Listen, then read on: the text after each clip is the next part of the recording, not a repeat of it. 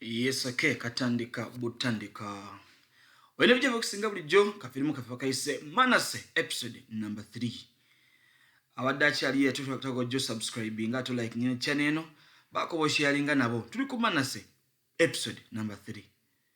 Wetwakomye jjukira right musajja wattu bamugobye mu nnyumba gye yali abadde nga abeeramu ne happy. Obula tudderi mwana muwala ayina enjiri atejawuliriza wano. Bamugamba nti obuddeyo tebunnayita kati mukono gamune badanga omwana oyo asobola okubeera nga ayogera ddala n'empulira ddala nga kinkola bulungi. So mbadde awo kale nga mpulira emboozi z'oli omulala naye nga mpulira sigenda bugenzi naye nga mpuliza buwuliriza. Njaladde kuluma nti wategedde otya nti ngenda kwetaaga akajuisi nga kano. Ono mwana omuwala ajjukira right gwagezaawo okubeera nga ataayogereza. Era nga bali kubeera nga batambulidde wamu mu ngeri y'okubeera nga ate bakolagana. Kakati waliwo dikodesaalo ono omukyalo omuweereza gwe bawuliriza. Agamba wasubiddwa edde kikali mu ttaano ez'enjiri yaffe eno. Akale katuwulirize.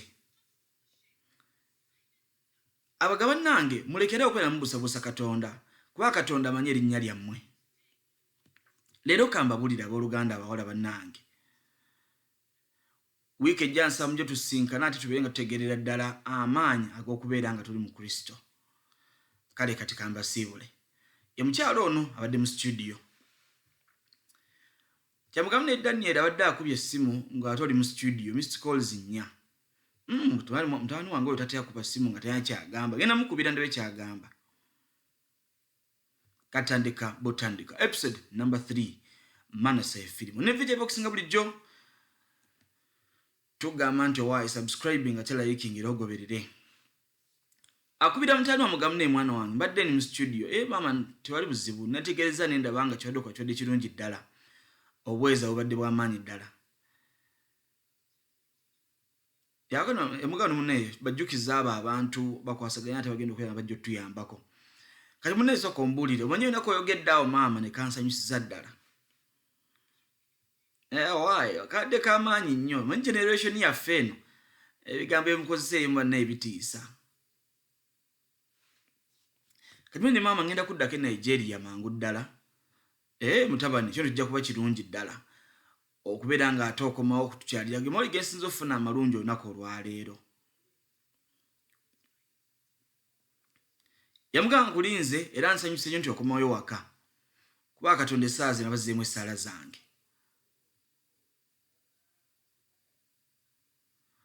Naye sooka ombulire Katonda ayogera ki ku by'obufumbo bu ssebo? Mama abawanga akubanja omukyala amwane kiki omutanyi ambuza ne tuze ku nsonga ngezo ko mama ye njagala obireko ne taata. Kale mnenze nkyali singo mnange nkyasaba ate nga bwe ndaba amaaso gange tegannalaba nkyatunula ndawo bannalaba gwe nnalaba. Nsaba Katonda mnange naawe akuwulire bulungi akulaga omuntu gw'olina okuba nga olaba.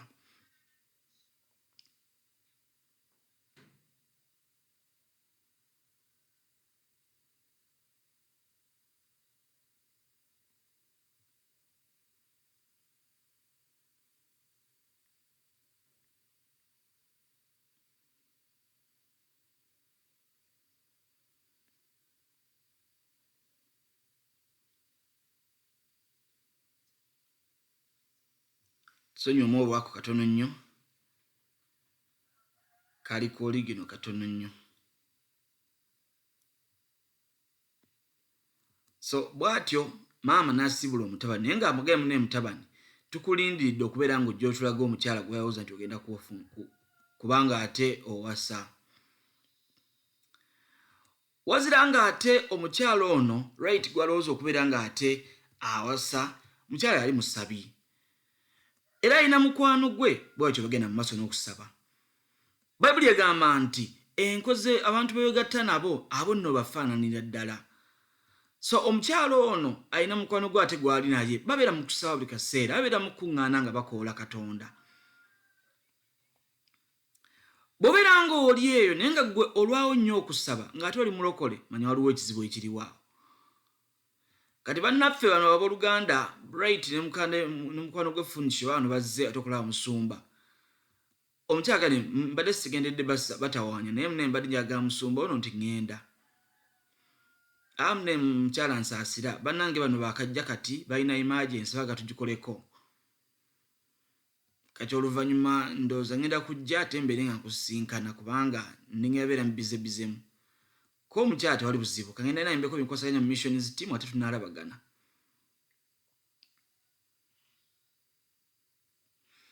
Tubandiza nnyo bassebo bali kubeera nga ate muzze ku kkanisa olunaku olwaleero.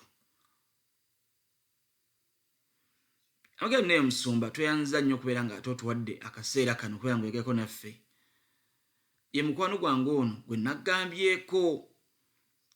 Omanye abantu bangi balaga abantu amasabo naye ggwe bameka bwe walaza ekkanisa niwagala mujje eri kkanisa ebasisinkane bayambe. Yabagamba naye manyi nebaza Katonda nti bw'otegedde nti olina ekizibu ate ozza eri Katonda. Manyi abantu bannakatonda bangi balwawo nnyo okubeera nga bajja eri Katonda abeere nga bawa ekyokuddamu. Kati oluusi bafuna n'ebirala bye bakola ebikyamu naye nga baganya kimu kudda eri Katonda. Wabula nzikiriza nti Katonda agenda tuwa obuwanguzi mu nsonga ng'eno. Kati bino ebirooto by'ofuna bino bwe biti tugire kubikkulirwa kiki byogereko tuwulire. Sooka ombulire kitaawo yali atya? Ali atya akyaliyo? Gwomanyi kiki eyaliko omusajja oyo? Yabuuza naye kitaawe gwegala omumanyaako nti ye taatawo kiki ekyamuliko. Omanye ebintu nga bino ebiraga gy'ova biraga amakulu mangi. Kubanga waliwo ebintu ebiddiŋŋana families nga byo tebikyuka. Kweganga abalenzi bonna mu family balina kye bafaanana, abawala bonna mu family balina kye bafaanana.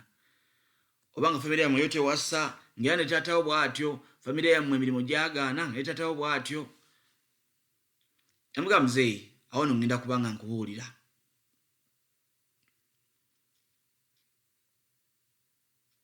Munaye yogera nange buli ekijja mu ndowooza yo kiŋŋambe.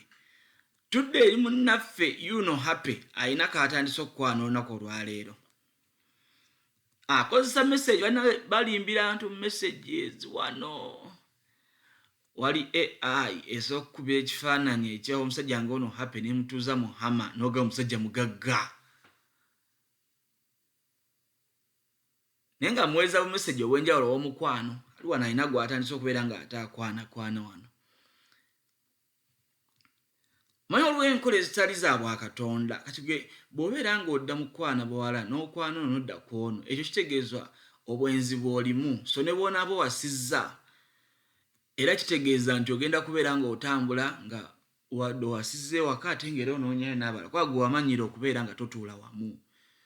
So solution y'okubeera ng'oli mwenzi si kubeera ng'ate owasa era kijja kukusumbuwa kubanga gwe ojja kuba olabira ddala nti weetaaga omuntu omulala.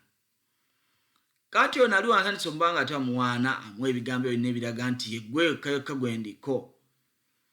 Yamugamba nja atwala stress yo njikuggyeko nja kubeera ng'ate nkuwonya ebizibu bya weekend obeere nange. N'akalikodinga n'akamuweereza. So nkikulaga abavubuka bano abamu baba balimba ono omusajja si mulokole naye kuliko n'abawala abatali abalokole muli eyo ne mwebuzaabuza n'obuvubuka nga buno bannange.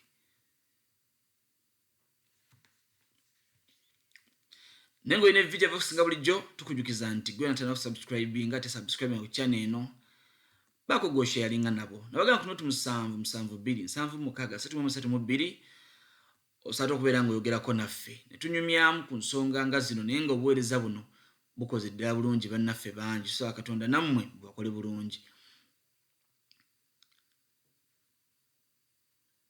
Musaatu ali wano asanyuka naye kyekimusanyusa adda mu kubeera ng'akwana kano akwana kali si buli ku WhatsApp kati kano kagaana okubeera nga kamuddamu kati ng'agenda kalala mu inbox endala. Anti kaakati kyekyo kyekigenda mu maaso.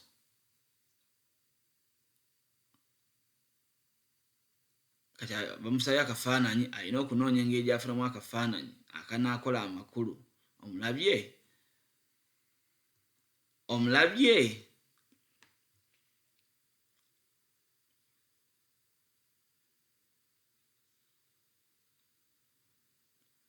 bakayise Manasseh episode number 3. So aliwo wano bambi alina gwakwana muweereza obufaananyi bwe mpolampola naye nga musaatu simulokole. Tudde eri munaffe agamu ne taata wange yali musajja muna bizinensi era nga yali ayingiza ebintu mu ggwanga ate no bifulumya. Agamba yagezaako nnyo kuba yali musajja mugezigezi era ng'alina pulaani nnyingi nnyo ze yakwasaganya.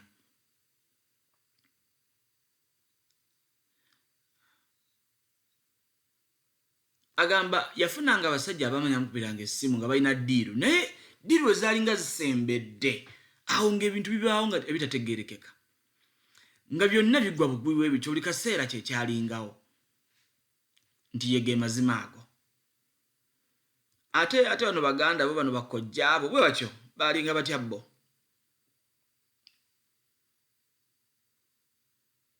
Abirowoozaamu naye lowooza ku bakojjaabo munye olw'ebintu ebigoberera nga biva eyo. Yaga nina kyenzijukidde munaisebo kinyega okukwata enjogerako. Olwo ono anko gwe bayita Magnus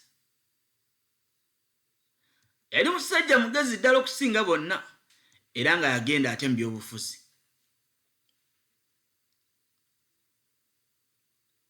Kyokka ate nga ennaku 3 abeere nga bamukebera bulungi nnyo bamulonda nnaku 3 n'omusiba. Era essaawa zino yadda mu kyalo baamuta luvannyuma adda mu kyalo anywa mwenge afuuka nga mulalu. Ekyo nno kiyinza okuba kizibu ddala. Kasooka ombuuli ebino byonna by'oyiseemu ebikubonyaabonya ebiyise mu kaseera kano. Bino byatandika ddi watandika ddi okubeera ng'ate olaba nti ebintu nga bino byatuuka ku kitabu bitandise okutuukako. Yogera byatandika bitya? Agamba ne muzeeyi kambeeko ate kyengamba ekyenjawulo. Yogera mune buli kimu ekyetaagisa netaga mpulire. Emugamba ne nange natandika emyaka nga 7-8 emabega ne mbaako kye ntandika okukola. Era kyali kitambula bulungi mu kabizinensi kange ako. Naye n'abali baagala kuteekamu ssente nga baagala kunteekamu ssente era ng'ekintu kitambula bulungi nga nti bakyagadde. Naye ate simanyi oba nawulira mululu oba nakizanyira oba ssente nazibuzaabuza kwegamba neesanga ssente ezaali zirina okukola mu mirimu egyo nenziteeka mu kuzannya kwange nengula ebintu ebyakabi nembeera nga nzoonoona bwe ntyo.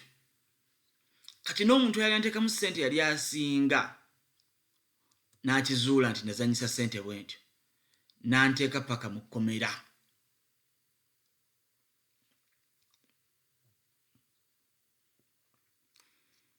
Era mu kaseera ako okuva olwo ebintu byange birungi ebintu byatabuka. Manyi tulina bannaffe abagamba nti teri myoyo bwe giti gitawaanya bantu ne babanga ebintu tebitambula bulungi naye amazima manyi nze ndabyeko ku bantu bangi ng'oggyeko zino firimu ate nazo zoogera ku bintu ebyaliyo. Musaatu addanyumiza naliko mu kkomera lwa nsonga nakwata ssente n'enzoonoona zaali z'abakirayanti. Era mu kaseera ako baamuyita ng'ali mu kkomera nga bamuyita omumenyi w'amateeka.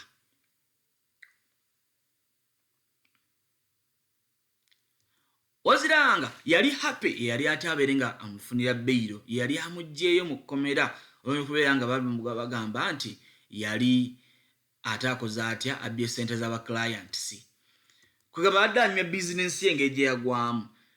Omanyi kuba sitaani waba akuba bizinensi yo tagenda kujja mbu ate abbe ssente zo sitaani nedda. Asobola ogikuba mu ngeri nnyingi. Waliwo omukyalo omu ye ng'emmese zijja ne zirya ssente ze zonna ssente nazibamu bitulituli adde azitadde mu seefu obukadde 3 emmese ne ziruma ssente. Kakati olowooza teyavuwadde nti ye kale ate omulala ebintu ne bifa byonna. Ono ye adde agamba nakwata ssente n'enzoonoona ye yali alowooza akikolanga ye naye agenda olaba ne pattern ye yali etambula agamu naye omusajja oyo happy obulamu bwange bonna bubadde ku ye era okuva olwo mbadde nnwana nnyo mbeere ng'ate nzira engulu nga ngezaako okulaba nga ntandika bizinensi ndawe zinaddamu nezikola bulungi wabula nga ate mpulira waliwo ekinsika okunziza emabega ne bwengezaako ntya amagambo naye kino kyo ate sigaana era okola nsobi zokka mu buli bw'okola wabula waliwo ebimu ng'ate bisikire ebijja bigoberera nga waliwo okuswala okujja kugoberera munnange kakati tugamba bino n'ebigoberera bisooka bikutuka bino ebigoberera bisooka kutuka kubanga tebyatandika naawe naye tebirina koma ku tebirina kugenda ku baana bo so ekisinga obukulu kiri nti tetulina kweyongerayo mu mbeera ng'eno kubanga amaanyi agali mu linnya lya Yesu gasobola omenya buli njegere n'okusumula buli kintu ekyasiba mukulu right sebo wetegeza okuba n'eddembe ekyo kitegeeza ki nti ye kale tutandike kaakano mu linnya lya Yesu kati gwe naaliyo nga wetaaga eddembe esaawa ekyo olina okusaba mu linnya lya Yesu tulangirira ekyo kino ekibadde kimusiba omusajja ono kimutte olunaku olwaleero era ng'omutabani we ono ayi Mukama wa ddembe n'okukirawo kati tudda mu nsi ey'omwoyo omanyi ekimu kusinga okuba abantu ga deliverance yaabwe abantu babasabira busabizi baasaba essaala wano anointed man of God yasaba essaala wano yamugamba oli wa ddembe gwe beera wa ddembe mu linnya lya Yesu kati buli waba osaba ensi ey'omwoyo ebeera erina ebikyuka ogusajja ogwali gwamusiba gwagwa wansi amafuta agali ku musajja ono musumba gwagwa wansi ogwali gumusiba tambulira mu ddembe lyo mu linnya lya Yesu walk in faith tambulira mu kukkiriza oli wa ddembe mu linnya lya Yesu nangirira nti oli wa ddembe yamugamba munange kati gwe oli wa ddembe ge mazima ge nkubuulira essaala yaggwa bw'etyo nabeera nga ate bamugambye nti oli wa ddembe era olunaku olwaddako mu saatu yakwata empapula zate naddayo ku kampani gye yali ate ayiseemu olunaku luli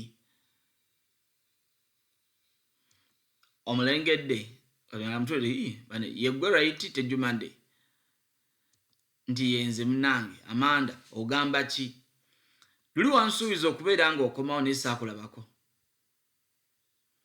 muna nsaasira munange omanyi abantu b'ekyalo kyange baali bangoberera kale kansube kati tebazze kugobererana no ku lwaleero Yesu kati munaye yali ku mugongo gwange era agenda tutambula nange ennaku zonna ez'obulamu bwange kale genda ludda wali bakulindiridde jikira amugamba interview zino ziri mu steps 3 kati yali amalako esooka kati leero kirabika azze kubanga ate atambuza ey'okubiri yamugamba ne muwala gwe Yesu akwagala luli yali amukwananga ye musajja ono n'ensanyusa balaba natte munnamu enno manyi jjaamu ono yansumbiye n'endwako mu kkubo naye mbadde ntegedde kubanga tenzira mu lukuŋŋaana nga luno okumpa interview naye omusajja alina confidence kingi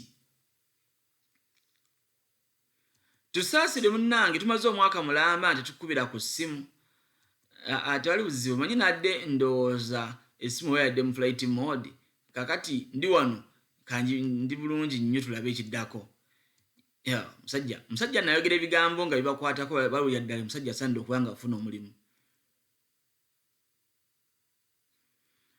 era mugamba omulimu gwali okolako application oli gwagwawo naye katwagala tukulete mu kyayita corporate strategist obeere nga gwe atereza kampani gyeraga obeere nga osongayo waayo ate awo mba mumpadde ate promotion neyanziza tewali buzibu twagala kubeera nga ate tukuteekera ddala awo waggulu awo ono muziru bridge company obeere nga ate omanyi maketi yaffe abantu bangi batandise okuba nga bagikuba ba competitor basusse obungi. Nze nja kunoonya kye batakola ate ffe tukikole bulungi nnyo ddala n'okusingawo. Awo nojja kusujjawo buli kimu kyabadde baleekaana nga bakasitoma babuuza kino kife nga tuleese ekipya. Okay, ebigambo byone ne bagambye byebyo.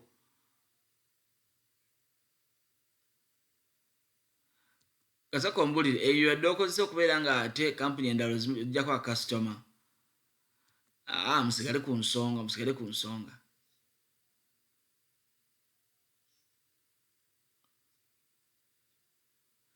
Yamugamba munenge mbulira kaseera kali bizinensi yo yalemererwa. Agamunange nalemererwa kuba nali seetegese bulungi.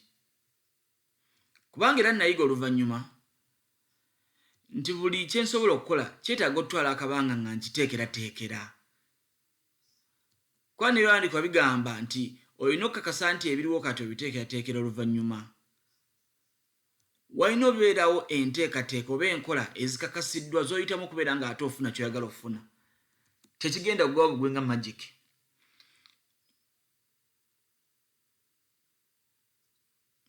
Yamugamba ne right eno si stage yaffe esembayo kati tojaguza ekiddako kirala kati kakasa nti neera weteeka butegesibwa nga ojja ku interview eddako. Musaatu era omusanyufu kwaba batemera bulungi nti nno abantu bano yasabye Saara bajja kuba bamuwuliriza. Kati agamba sigenda kulwayo era ekiddako kyonna ngira kubanga kyenneetegereza. Nendirira email eva human resource abeere nga atampa akalimu n'okumpita ku interview eddako. Kale sebo bali kujja tunaakolagana tulabagana ennaku ezijja. So ne oba oli mukristaayo tekigaana kukola application. Genda mu application obeere nga togikwasaganya. Musaatu bw'atyo n'aba nga atavudde mu application. Naye nga bagamba omulimu guno weeka gumusaanira tumuyite abeere nga ate amaliriza. Tukyagenda maaso. Era bw'atyo yasisinkana mwana muwala Tami. Banujjuke bakyali mu dating bakyenyumizaako ebintu bingi. Kati mugamunanga kali mu kalinda byeddanga kange. Ku mulundi guno kuva we nalokose ne bansabira akalimu kange. Manyi bano abantu abali eyo bali tebagala kyogera naye nga ndaba baagala kyogera nti omulimu gwange. Ebigambo by'abantu abasoma byo teboogera. Yamugwa mukono amazima gali nti nze obwedda nzija mbuuka mu bbanga nga era ebigere bikonye wano ku ttaka nga ntuuse ku mmeezayo. Naye nze mbadde mmanya akalimu kange njagala kimu ŋŋambe congratulations. Ati sebo omwami Zilubridge kaddemu ako kanyumidde. Okay, Mr. Zilubridge kipulani kine ubba gye waŋŋambyeko. Kati amugamu nange nasanze mukwano gwange brother Obina. Ono omukulu yaŋŋambye agenda Canada. Eyagala nkuyozayoza muzeeyo kubanga ogenda Canada. Yali agenze funayo butuuze kubeera nga tabeerayo ddala ne famire ye. Ye munnange ngenda ne famire yange kye yali amugamba. Kati nno mbadde njagala kubeera nga nva mu ggwanga yammwe lino ndibaleke limu abasajja abagezigezi mmwe.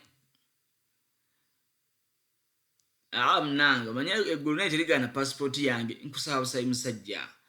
Bw'otuukanga eyo nga waliyo ekirimu kyonna.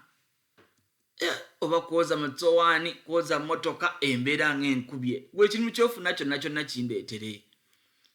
Gwe ŋŋamba bugambe ngenda kujja nkole.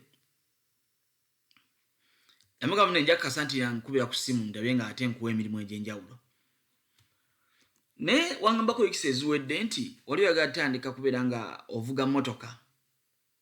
Naye nga kyolina motoka. Nti ssebo nali sirina motoka kituufu. Noonyeza wangi sirina motoka. Kati munnange nze ne mukyala wange twalowoozezza. Tutunda ebintu byaffe byonna ebiri wano tubeere nga ate tugenda eri mu America gye nkugambye mu Canada. Omanyi moloka yaffe eri ya Corolla. Emikyalo gyakozesa nti yeyo yennyini gy'otegedde. Wafunye dde omuguzi waayo nti nedda. Omanyi nalozza ne mukyala nti tugisige mu ggwe ssebo. Wangi wali wawulidde ekyo tebabbe motoka yange. ogambye mugenda kujinsigamu ngikozese nti ye bannange mukama nga mulungi mukulu kanzi tuli mu kusaaga bannange manyi abantu agende ebweru mizuka muli mu kunsaagisa mukulu twasazeewo dda nze ne mukyala wange tugenda kuba ate tuvaawo ku Tuesday kati ngenda kuba nkubira ku Monday obere ng'otwala emmotoka eno ku Monday ku makya so sawa nga 4:00 awo ojja kuba ojja ate obere ng'otwala emmotoka eyo kati adde amunyumiza ebyo noga mune mbadde ndowooza kati ku makya nja kukeeranga ngende nkole ku mulimu olw'eggulu ate ngende nvuga emmotoka eyo ne ku weekend mbere ng'ate nvuga kino nkirina mukwano nsoosoka ombuulire bino byonna suudde mwe bakira wagakola nga kalogoyi emugaba munaye mukwano naye bw'osanga omuwala ayagala ssente agambira okola nnyo bebi n'akaviiri kano kakaddiye njagala nakunga yange emmotoka yange bwe batyo naye bw'osanga omukyala ng'akufaako marriage material yamugambye munnange wadde okola nnyo ne kakasa nti webakamu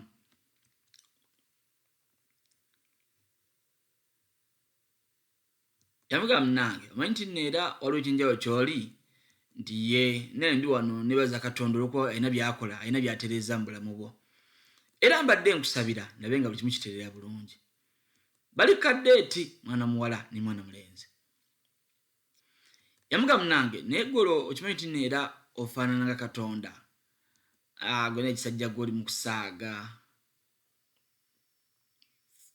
era bannange mwetegesi munnange mbadde ndeese wakabbiiru kano tuwe kabbiiru aka toleme tutawaanya nate kale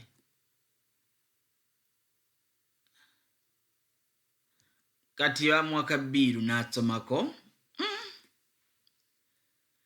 madamu eno bbiiru yemeye gye tulidde oba eno bbiiru nkyamu kano kagana amayuuni gano gatuuka ddi ku 5,000 tulina ekira kye tusabye nga tusitegeddeeko right kankikoleko nedda jjukira omukyala alina kasente kakyala amugambye akireke omukyala talina buzibu sente mmeka yagenda zisasula naye right yagambye leka kino nkikoleko ng'omusajja nina okukulaga nti nange ninamu akasente ng'omusajja lengera yamugambye kale musebo kangikozesa ate nzijeko kasente sebo tekamu pini yo wano mbere nga ate nzijako akasente ako yateekamu ne banyiganyiga wano musajja nge kadi bagiganye tekuli ssente ondowooza network eddamu network waye network z'ennaku zino zizanya okusumbuwa kadi yo neriko ssente oba buzabuza mbeera jukira tenamusasula kati emyaka gyamaze nga takola kadi zino zibaako zitya ne ssente yamugamba munnanga tekuli ssente kirabika yamugamba kasibo nkikwasaganye omukyala ye ayiwiringa okuba nsasula omukyala talina buzibu yamugamba nedda nnyabo leka wano nnawo endala nsuubira nti yegenda beerako ssente teweeraliikirira nze ssente nnina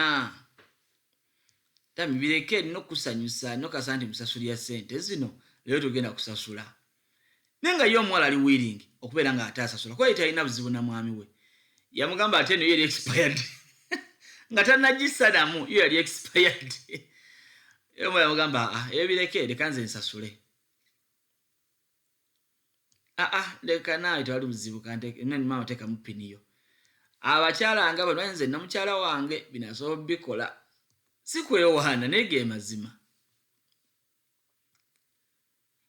owaaye osasudde weebale kubeera nga ate osasula ebintu byonna ebiswaza musajja wattu yali awuli ataweeraawera naye ng'omuwala talina buzibu tamujerega nti naye osasudde ebyokulya akimanyi musaatu talina kasente naye ng'ate amwagala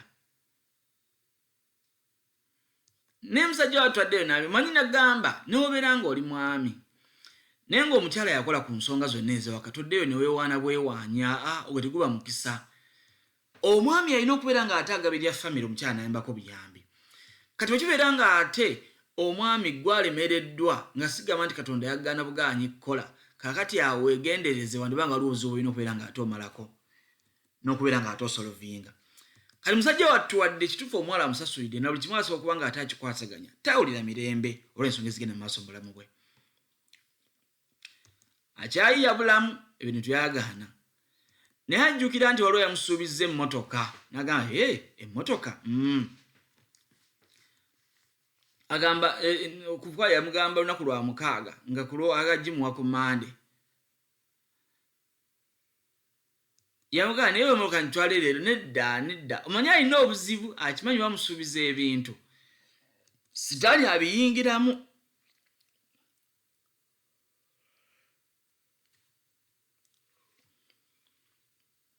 yamugamba munange tuya network bino bimanyi osobola okuba alina network nevaako nasobola kugenda muntu gwena kwogera naye ku Mande kubanga kuba mmotoka totya emmotoka yo ngenda kubeera nga ate njikuwa teweeraliikirira bale tumanyi musajja gwe Katonda engeri akozesaamu kumpa mukisa Katonda akozesezza ogenda kumpa omukisa Mukama ali wamu naawe nsaba Katonda ennyonyi z'ogenda okulinnya bamalayika abeere ng'ate bagirimu era tewagenda beerawo bintu bikusumba ogenda e Canada oyatambula bulungi yamusabira omukisa kwali amusuubiza okubeera nga atamu emmotoka jagenda okuba akoleramu emirimu gye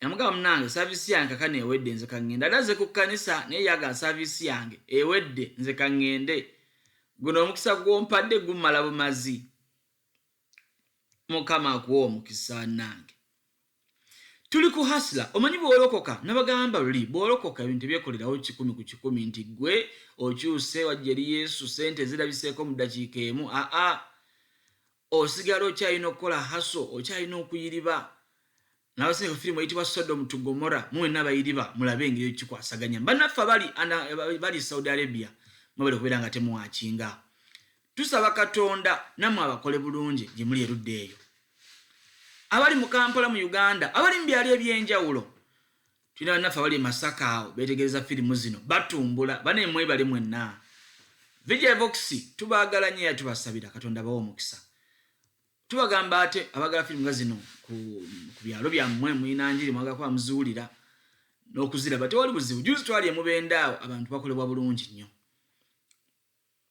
kati musaatu wamala otegeera nti embeera ye bamusuubiza ebintu n'ebitatuukirira yasalawo alinnyo olusozi ate agende akoole Katonda kye bayita prayer mountain lusozi sigamba nti olulina amaanyi naye weeweyawulako n'odda eri Katonda nga weeyawuddeko waliwo amaanyi agali mu kweyawulako n'okoola Katonda nga gwe n'ogamba Mukama jangu onsisinkane kwebisera ebisinga obeera ng'oli mu kibinja ky'abantu baba tebamanyi by'oyitamu naye kasobola weeyawulako n'osigala nga ggwe onoonya Katonda nga ggwe ebintu ebyenjawulo bisoboleerawo mu bulamu bwo kane musaatu yalinnya ku lusozi agendagaye Mukama nkooye embeera y'okubeera nga bansuubiza ebintu ebitatuukirira leero emmotoka gye bansuubizza eno ngiklayiminga mu linnya erya Yesu